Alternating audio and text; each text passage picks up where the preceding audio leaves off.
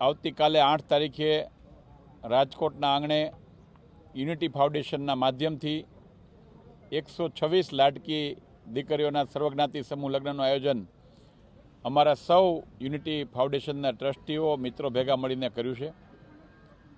આ સમૂહ લગ્નમાં સમાજની જરૂરિયાતમંદ દીકરાઓને અલગ અલગ જ્ઞાતિના લોકોને શોધી અને એમને સામાજિક હૂંફ આપવા માટેનો એક પ્રયત્ન અમારો છે।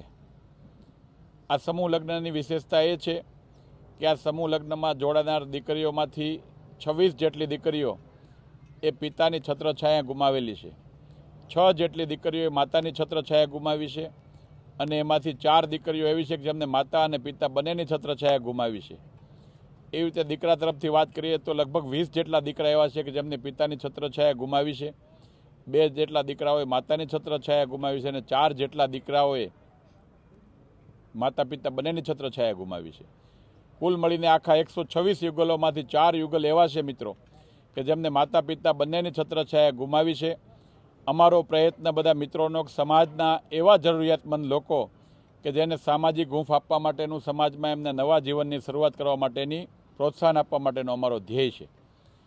આ સમૂહ લગ્નની અંદર વિશેષતા એ છે કે આ સમૂહ લગ્નમાં નાના નાના સમાજો લગભગ 25થી વધારે સમાજની અલગ અલગ જ્ઞાતિના લોકો આમાં જોડાણા છે। હું આ તકે આભાર માનીશ અને અભિનંદન પણ આપીશ કે વાલ્મીકી સમાજ હોય, વણકર સમાજ હોય, લોધા સમાજ હોય, ચુનારા સમાજ હોય, બાબર સમાજ હોય, વાણંદ સમાજ હોય કે પછી આદિવાસી સમાજ હોય કે પટેલ સમાજ હોય, દરેક જ્ઞાતિના લોકો અમારા પર ભરોસો મૂકીને આ સમૂહ લગ્નમાં એક સામાજિક સંગમમાં સામાજિક સમરસતાના ભાવ સાથે પોતાના સમાજને, પોતાના દીકરા દીકરીઓને જોડીને અમને સેવા કરવાની તક આપી છે। હું આ તકે વિશેષ આભાર માનીશ રાજકોટ અને સૌરાષ્ટ્રના સૌ દાતાઓનો કે જેમણે આ સમૂહ લગ્નના માધ્યમથી આ આયોજન કરવા માટે પોતાની ધનરાશિનો પણ અમને ખૂબ મોટી ઉપયોગી થયા છે।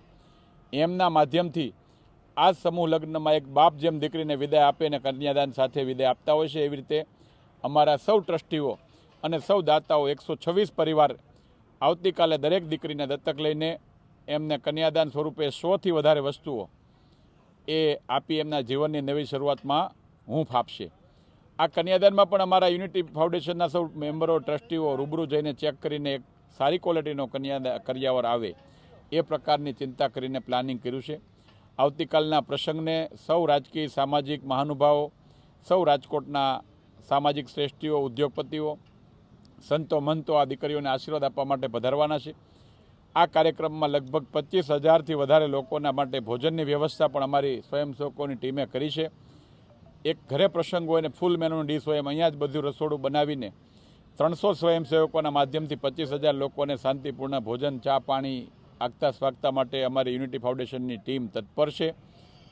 રાજકોટના આંગણે આ યોજાતા સમૂહ લગ્નમાં આપ સૌના માધ્યમથી સૌ સમાજના શ્રેષ્ઠીઓને, વડીલોને વિનંતી કરીએ છીએ કે આપ પણ અમારા દીકરીઓને આશીર્વાદ આપવા માટે પધારી અને જે પ્રભુતામાં પગલાં પાડનાર સમાજની જરૂરિયાતમંદ લોકો છે એમને સામાજિક હૂંફ આપવા માટેનો અમારો આ ભગીરથ પ્રયત્ન છે।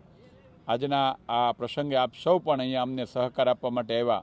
રાજકોટના સૌ મીડિયા જગત અને સૌ શ્રેષ્ઠીઓએ હંમેશા અમારા સામાજિક કાર્યોને પ્રેરણા અને પ્રોત્સાહન આપ્યું છે, એ બદલ હું સૌનો પણ આભાર માનું છું।